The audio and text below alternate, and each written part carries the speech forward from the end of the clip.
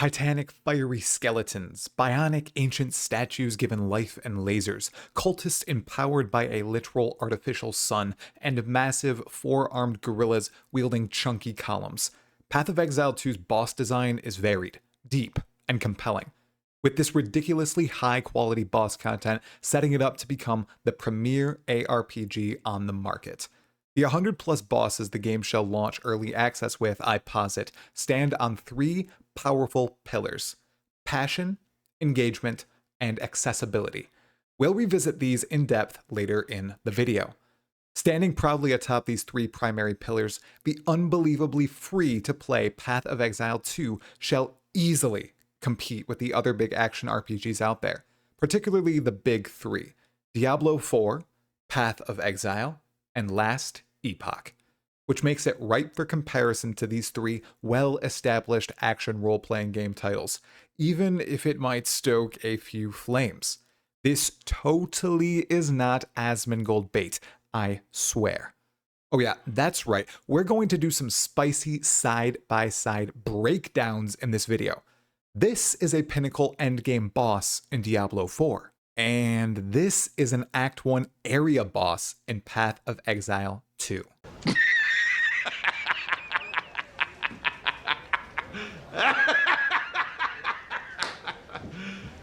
You serious? This right here is but a glimpse of what's to come. Yes, Diablo 4 is getting better season by season. Last Epoch is finding its footing. Path of Exile just had its highest peak concurrent users of all time on day 1 of Settlers of Kalgur. But all those games can clearly learn from what Path of Exile 2 is doing with its bosses. Talamoana Exiles, welcome to my most controversial and brave video series of all time, comparing Path of Exile 2 with other ARPGs, particularly Diablo 4. Yeah, PoE2 is not yet released, but we've seen and played so much PoE2 bossing content over the past 5 years and heard about the philosophy behind boss design. I feel entirely comfortable pitting not only PoE2 and Diablo 4 against each other, but PoE2 against PoE1 and Last Epoch bosses too. We need to talk about this. The disparity is wild, just like the difference in quality between shirts from Into the AM and other brands. Into the AM is a fantastic online clothing store company that sells comfortable floral shirts, slick graphic tees, sleek plain tees, and more. For the past 6 months, we've had a wonderful partnership with every single piece of clothing that they've sent my way, including this shirt, going through the absolute ringer. Whether on arduous 4-mile runs, rigorous relaxation sessions at home, blasting maps in Path of Exile, attending both Path of Exile 2 events, or any other number of activities, both you and I do. Right now, they've reintroduced a set of classic and beloved shirts back into their collection due to popular demand, including the shirt I'm wearing right now. You can pick up any of these shirts on screen right now by visiting my link below and using my code TalkativeTry for a 10% discount. The offer applies to everything on their site, so if something else speaks to you, like the Zeus shirt I wear constantly, you can grab that instead. As always, huge thanks to Into the AM for being a consistently awesome sponsor of the channel, and thank you, The Exile, for not skipping the ad. Now let's delve on into the video proper. We're going to start out with some raw numbers as seen in Diablo 4 and as quoted over and over by Grinding Your Games about PoE2. Diablo 4 presently has about a total of 62 bosses, including campaign, dungeon, stronghold, world, and uber bosses after 5 full seasons of content. Path of Exile 2, on early access launch beginning November 15th, 2024, will have over 100 in just the campaign itself, with many more to come, according to game director Mark Roberts. Diablo 4's bosses often repeat, whether it's in a dungeon, the endgame pit system, the campaign, or the open world. For example, the final campaign boss, Lilith, is also the hardest boss in the game, the Echo of Hatred, mostly with bigger numbers, larger areas of effect on her abilities, and questionable hitboxes. Every single one of PoE2's bosses in the campaign is unique, built from the ground up. The design, animation, environment, and all.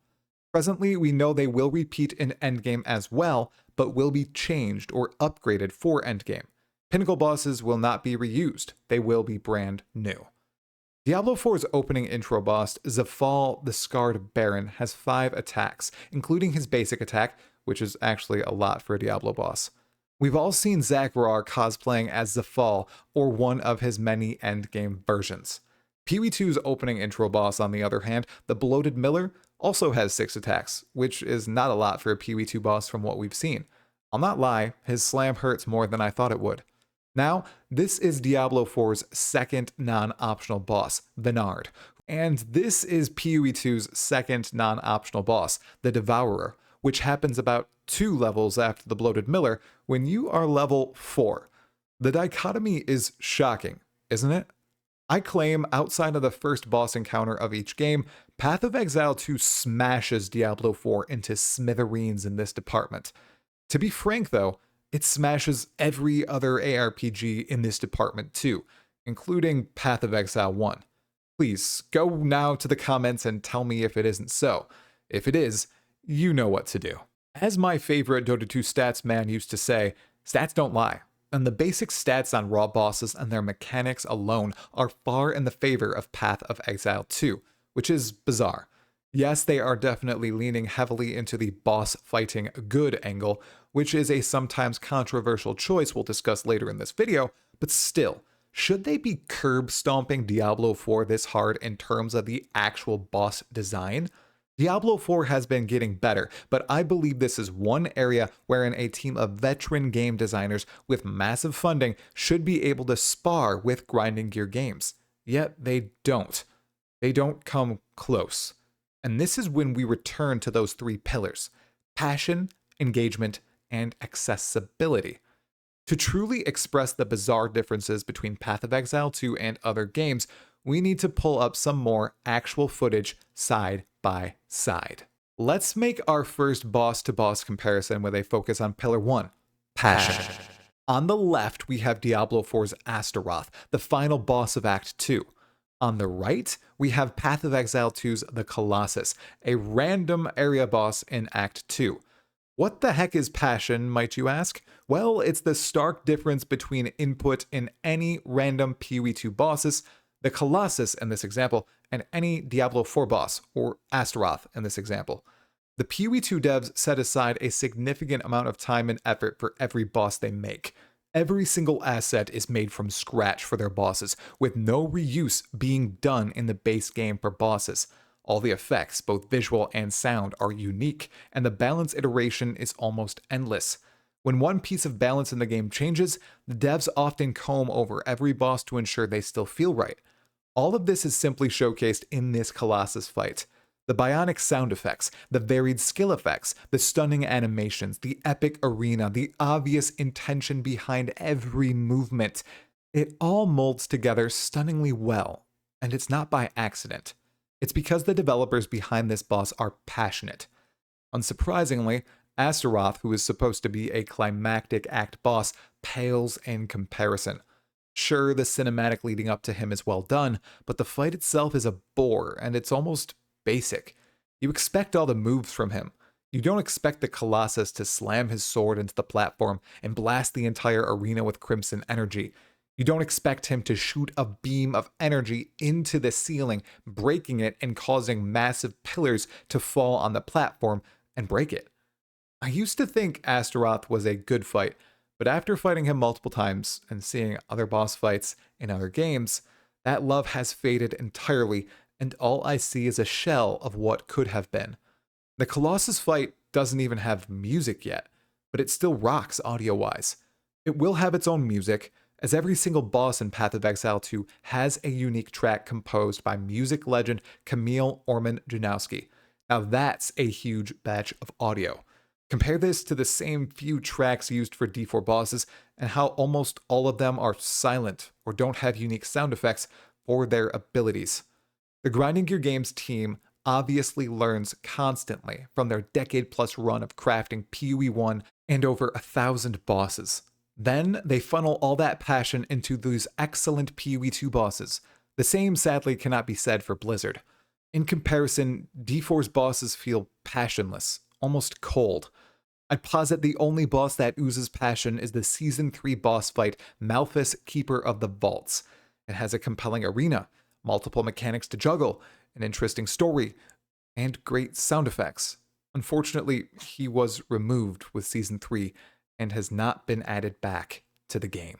Before we hop into the next boss comparison, a quick aside on the biggest part of D4 I think is lacking when it comes to boss visual acuity.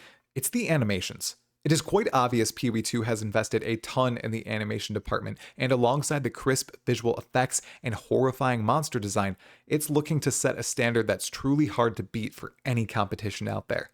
I'm not sure how exactly D4 is crafted in terms of animations, but bosses, especially bosses, look janky. They're not ragdolls, but the animations are choppy, almost like they are missing frames in between them. I'm not sure if this bothers other people as much as it bothers me, but it sticks out like an absolute hot pepper in a fruit salad. Now let's get a little spicy and talk about engagement with another boss comparison. On the left, we have PoE2's The Devourer, the second non-optional boss found in Act 1.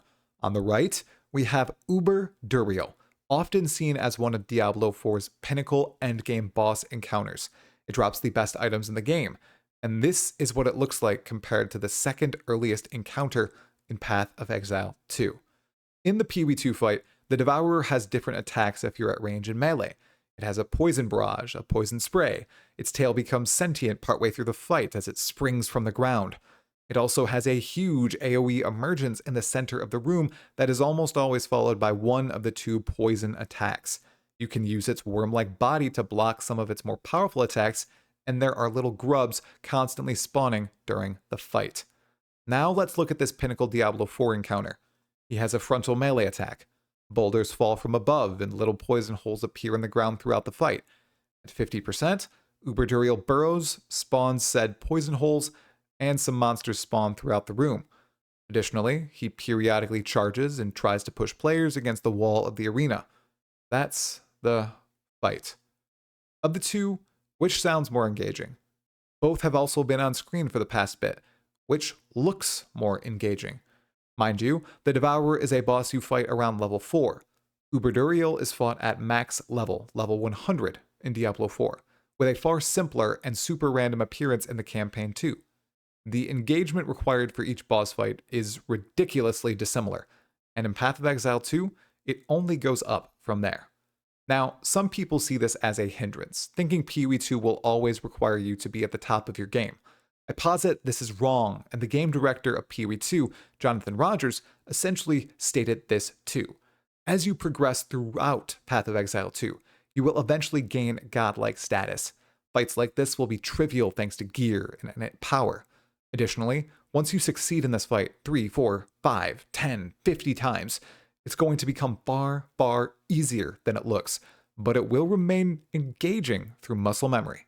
Perhaps you'll be able to turn your mind off eventually, but unlike most of Diablo 4's boss fights, your mind will be on those first few successes. Very quickly, another extra pillar I didn't think could stand as a huge foundational leg for PoE2 is iteration, but we can discuss it before moving to the next side by side. All of Path of Exile 2's bosses have undergone extreme changes from their first showcases to now, and I'm sure there's even more changes behind the scenes. One tremendous example of a change from PoE1 to PoE2 is boss hitboxes. In PoE1, bosses could only have a single square-shaped hitbox of a certain maximum size, with Kitava being the largest.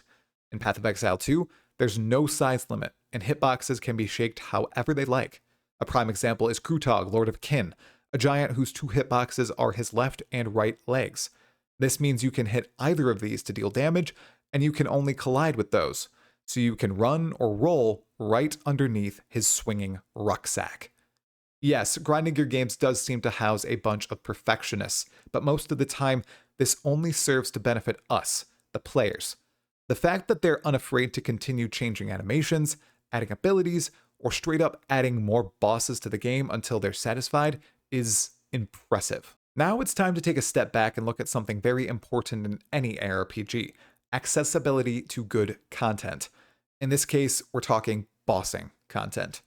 On the left, we have Avarice, the Gold Cursed, an open-world boss in Diablo 4. On the right, we have Zikuatl, Warden of the Core, an area boss in Path of Exile 2's third act. Avarice, like the two other open-world bosses currently in Diablo 4, appears on a very specific timer.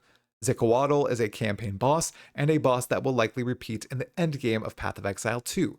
Both bosses look cool, appear engaging, and are designed well, but only one of them is readily available whenever you'd like to fight or surpass it: Zikoatl. The barrier for entry in many ARPGs to fight cool bosses, including Path of Exile 1, is too high. In Diablo 4, PoE, and Last Epoch, as we'll visit soon in this video, require materials to summon their pinnacle bosses, and all other boss fights are, well, far poorer quality in comparison. Or in D4's case, some cool bosses are locked behind a timer, or in the upcoming Basket of Hatred expansion, a 4-person party. That's not the case in PoE 2. The developers are immediately flinging you into high-stakes, adrenaline-pumping boss fights, and not requiring you to be at a certain place at a certain time or collect 7 gold saucers, 3 blue gems, and a unicorn's horn to enter the boss arena and attempt it a few times. They're putting the good bossing content in immediately, and it's showcased here with Zikoatl and all the other bosses we've been looking at throughout the video. Not only is this a benefit for people who just want cinematic, challenging fights fast, it's also priming them for the endgame content that's to come in Path of Exile 2 as well, which is likely to be a bar higher and require some sort of sync to fight its bosses. Like I led with at the start of the video, Diablo 4 is getting better for its core player base. I might not ever like the game, but I want it to succeed and I want it to improve in areas where it desperately needs to. Just like itemization before and progression now, I think bossing is a sphere where it can massively build. Unfortunately, with the direction they appear to be going with the Basket of Hatred and the 4-player raid or co-op dungeon or whatever they would like to call it, I'm not confident they feel the same way. Truly, it looks like Diablo 4 is more and more becoming World of Diablo with every update, which does please quite a few people, but it's not something I'd like to see core in Path of Exile 2. Maybe when grinding your games absolutely explodes with PoE 2's release, they'll get enough money to craft a World of Rayclast.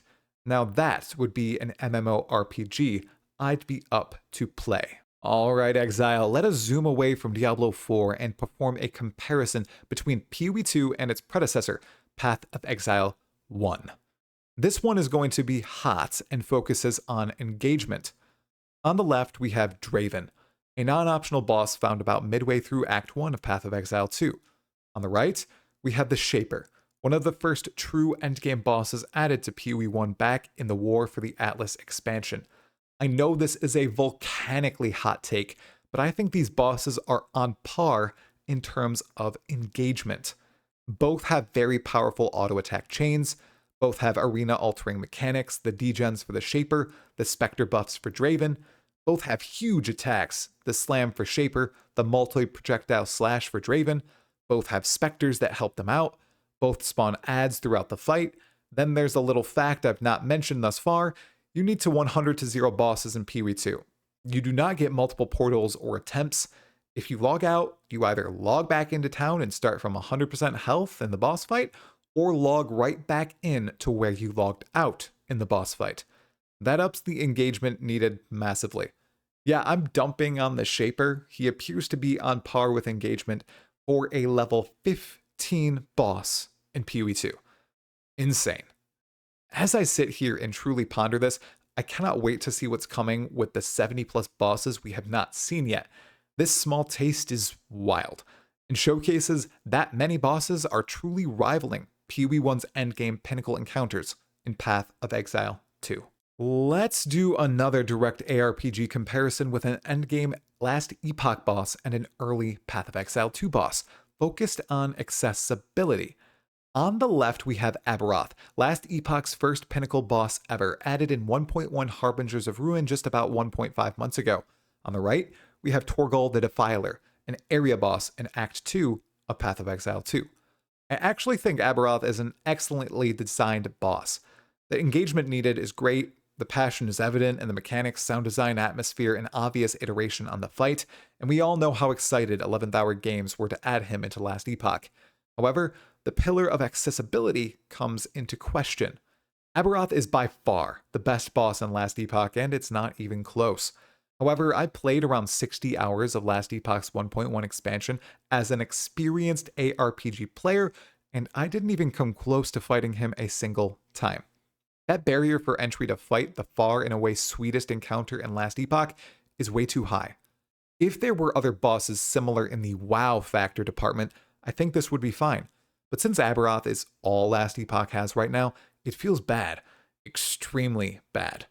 I shouldn't need to grind 100 plus hours to face a pinnacle boss on a single character. Unless there's a repertoire of other cool bosses I can find before them, sort of similar to Path of Exile 1. This Torgal the Defiler guy, once again, is just another area boss in PoE 2, and he's awesome. He's fightable in the campaign and assuredly the end game too. He's a rad boss and the barrier for entry is nothing. That's for the ridiculously beefed up pinnacle bosses we've not even seen yet in PoE 2. Here's another one comparing PoE 2 and PoE 1, mindful of passion. On the left is Captain Fairgraves, an area boss about midway through Act 1 of Path of Exile 1. On the right is Assinia, an area boss also about halfway through PoE 2's Act 1. Keeping it brief, this comparison highlights the dichotomy between the passion and depth of knowledge and learning going into PoE 2 compared to PoE 1. Captain Fairgraves was acceptable to grinding your games in PoE 1 back when he was added over a decade ago. Now that caliber of boss would only be accepted by Blizzard. I jest, but you get the point. Grinding your games is putting passionate people at the helm of designing epic boss fights for every part of PoE 2, and it's evident every single time we see a boss encounter. Without a doubt, Path of Exile 2 appears to be setting the standard of designing bosses in ARPGs moving forward, but with the extreme dedication, attention to detail, and sheer passion showcased with the 30 of 100 plus bosses in PoE 2 we've seen thus far, I am skeptical any other development team will be able to match the genius of Mark Roberts and the rest of the stellar Grinding Gear Games development team. Using the 3 pillars I've outlined in this video, these bosses are bound to stand out among the rest. Tell me what you think though. Will this sort of design absolutely doom Grinding Gear Games? These bosses are tough. You need to 100 to 0 them to win, and many of the ones we've seen here today are not optional. I reckon there's a ton of rage posts and videos coming in the very near future.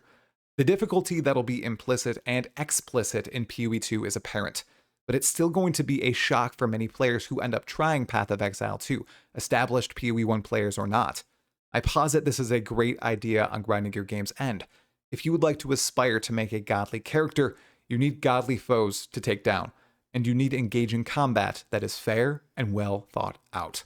Every single one of these 100 plus bosses in PoE 2 is sculpted with all this in mind, and I cannot wait to die to each one of them 20 plus times at the very least. My fellow exile, please hit the like button to send happy signals to the YouTube algorithm and subscribe to Talkative Try for all things PoE 2.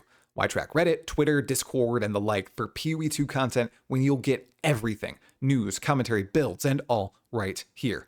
It's free and is the absolute best way to support my channel. Thank you. Thanks for watching this video, my fellow exile, and thanks to Into the AM for sponsoring it. I'll see you wearing one of their shirts in the next one. Talakura.